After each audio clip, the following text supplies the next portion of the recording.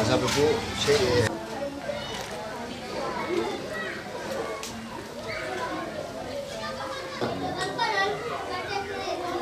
Pilavımız da pişmek üzere.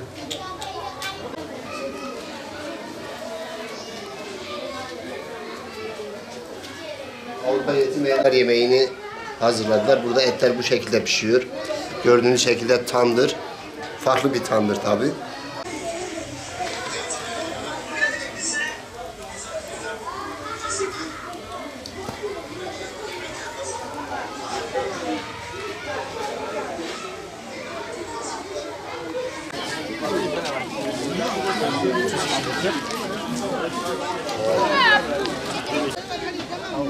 Abi bekletmeyelim, abi bekletmeyelim. Abi hemen şuna.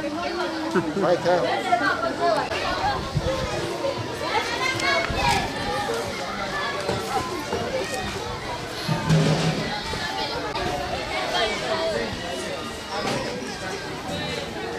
Uluslararası Yardım Kuruluşu Avrupa Yetim Eli olarak şu an Afrika'nın Uganda ülkesindeyiz.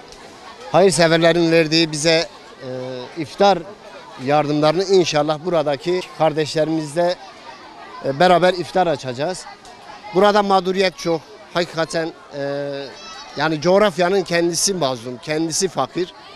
Bu yüzden Allah razı olsun hayırseverler, Avrupa'daki hayırseverlerin bizlere verdiği yardımları burada kendi ellerimizle birebir getirip teslim ediyoruz. Yardım konusunda da Allah razı olsun yardım veren arkadaşlar ya da yardım veren Müslümanlar Avrupa'nın genelinde bize güveniyorlar. Bize bu güveni inşallah mahcup etmiyoruz.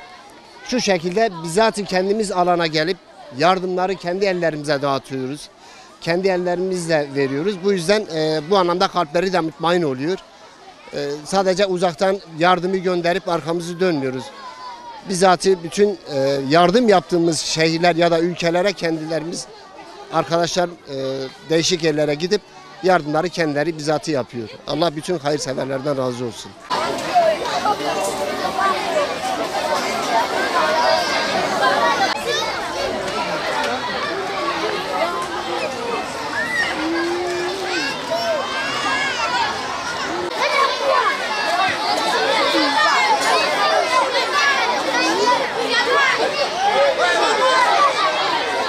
Uluslararası Yardım Kuruluşu Avrupa Yetim Eli olarak hayırseverlerin bize verdiği yardımların burada bir iftar yemeği vereceğiz inşallah. Rabbim kendilerine razı olsun.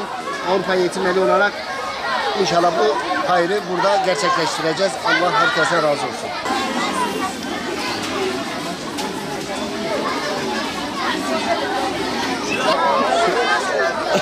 Başını da okula. Getir. Senin var, senin yok.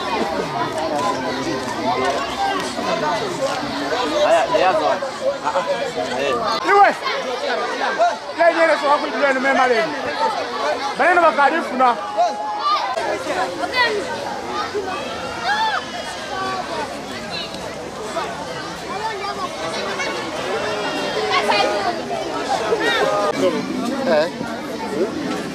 Gençler.